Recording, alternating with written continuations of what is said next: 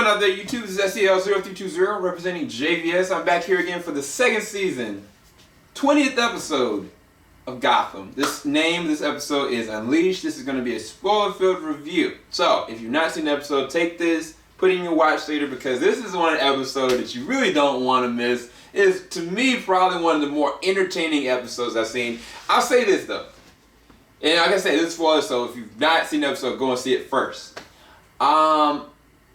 This episode is not emotionally driven, such as like episodes where Jerome shows up. This is not like one of those compelling episodes where, you know, Bruce is dealing with this moral complex of whether to kill the person that killed his parents. This is an entertaining, thought-provoking episode. You don't know what's going to literally happen. So, from the very start of the episode, we get Enigma, right? His story arc is really interesting because it intertwines with Bruce and with Selina. Because the last thing that happens, we know that Indian Hill was present and existing underneath Arkham. He broke down there, he went and looked, it affected him to the point he was shaking. He was like, I gotta get the heck out of here, you know what I'm saying? And he heard the air vents, and so he had this plan to go and leave. Unbeknownst to him, Bruce had went to try to find Selina. He needed help because he convinced her that what was going on and what happened to her friend is all about product of Hugo Strange, which all is true. But he kind of, in my opinion, put her in the situation by he kind of played on her pride in a lot of ways. But anyway, she goes and decides to break in for herself. She gets there, she meets up with Nick, and their dialogue is so funny. I never would have thought them to meet up in terms like this. Same thing kind of happened with Enigma and Butch when they meet back up, but it flows well because these people aren't necessarily all good people. They're just interested in byproducts of Gotham. And anyway, with Enigma's story arc, it goes on, but then it transfers over to Selina, and she's getting in there and she's noticing all this crazy stuff. The hugest thing that I saw, the huge big guy that I think Enigma was working with, I think that guy got turned into Killer Croc. Don't get me wrong, I don't know. I have no idea. I can't prove that, but that's what it looked like, okay? Now, it didn't make sense as far as the age is concerned, but that's what it looks like he turned into. Anyway,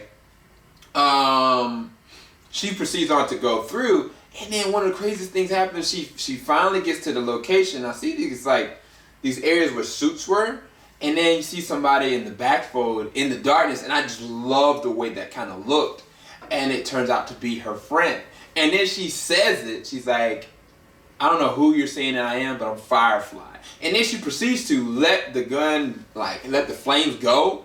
And that's how they end the episode. And then the next thing they show is they freaking show Fish Mooney. Fish! I was like, yo. I was so taken back. Because that means that there's no way they can't bring Jerome back. So I think that he's going to be the last experiment they do. And I think he's going to come back not knowing what he's done. And I think he's going to end up becoming the Joker that we know. And I think that would be the perfect way to end his character and allow his character to begin on his own, self-preservation wise. And I just love the way that it ended. But then in between that, you got a situation going on with Butch and Theo Gallivan's sister, and she's so upset and shaken up, she's ready to leave, and then Gordon intercepts her, and then she decides to kind of help Gordon, tracks down the sword that was part of her family, just for Theo Gallivan to find them, and she starts bringing him back, to remembrance, just for him to remember if she stabbed him in the back, and he put the sword through her sternum, and I was like, oh my gosh, and Bush was so beat up by it. He was at her bedside just weeping and sweating.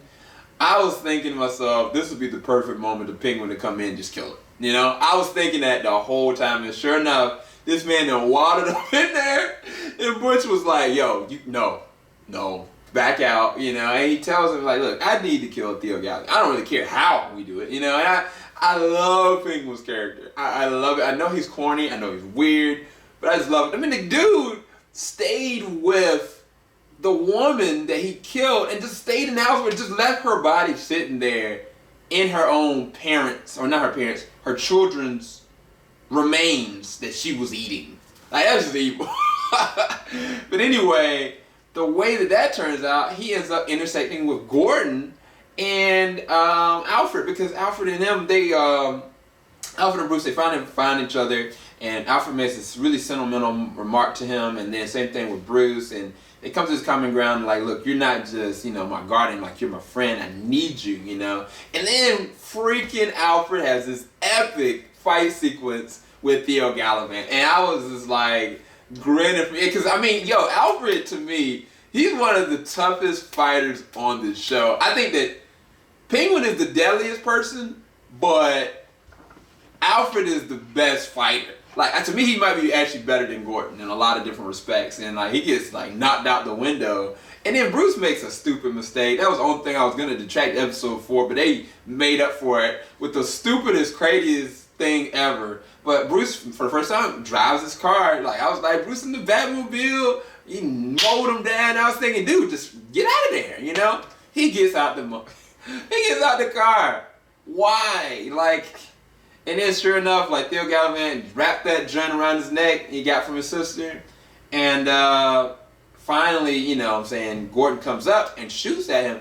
It didn't make sense to me because everybody else was shooting at him before and they were just bouncing off. Like, is Gordon just such a good crack shot that he knows the in-between moments of, like, his covered armor? Like, I didn't understand it, because last episode they tried to shoot at him and it didn't work. At any rate, the bullets didn't help because he got back up, and I was like, yo, what is this guy? And all of a sudden, Butch and Penguin show up, and Penguin was like, nah, I tried to put this, arrow through your throat. That didn't help. So, you know what? I got something bigger. Butch comes out with a freaking RPG. It just, like, blows this man apart. And I was just like, this is just crazy enough to be one of my favorite episodes. And so I gave it a 10 out of 10. I enjoyed the episode. It was crazy. It was out there. I definitely got to get Joe to catch up and check that out. But anyway, I got to get something to eat. Keep it locked. JVS, we ain't gonna stop. Hope y'all enjoyed this spoiler-filled review for Gotham Season 2. Peace, y'all.